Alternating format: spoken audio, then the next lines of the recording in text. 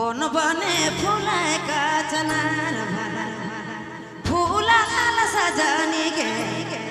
कोण बने फुलाका चनार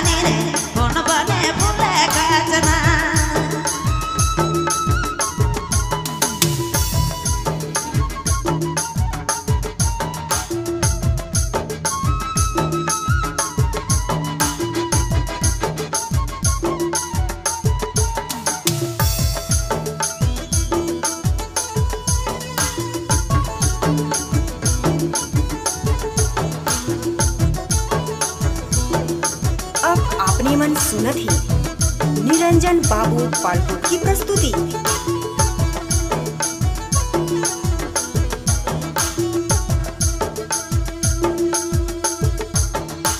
कौन बने फूला रो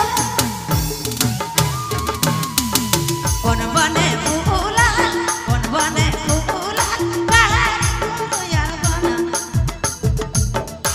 फूला सजानी रे फूला सजानी रे कौन बने फूले काजना भला फूला सजानी रे फूला सजानी रे कौन बने फूले काजना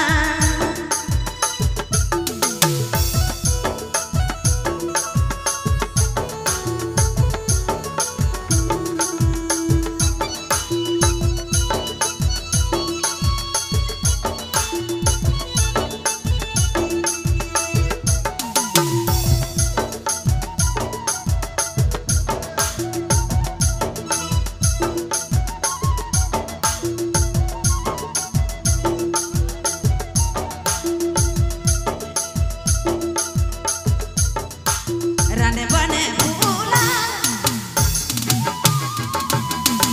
राने बने फूला राने बने फूला तारी कोया बना फूला सजानी रे कौन बने फूले काजना बाला फूला सजानी रे बिंदा बने फूले काजना बाला फूला सजानी रे बिंदा बने फूले काजना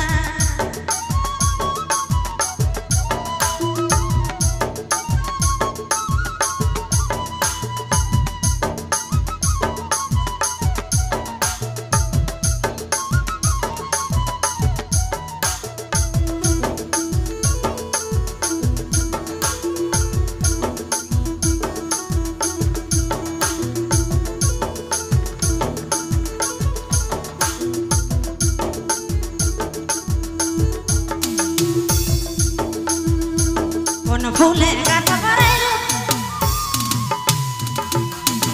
कौन फूलेगा आधा कौन सूतेगा आधा कहारे कोया फूला सजानी रे कौन सूतेगा तब काजना भला फूला सजानी रे फूला सजानी रे कौन सूतेगा तब काजना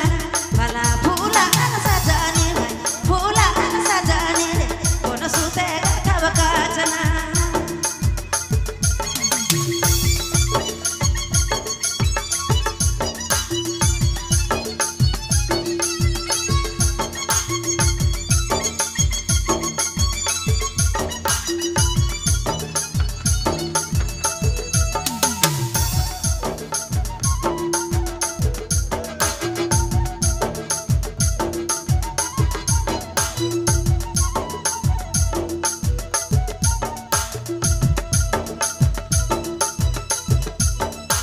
नाने सूतेगा आधा नाने सूतेगा आधा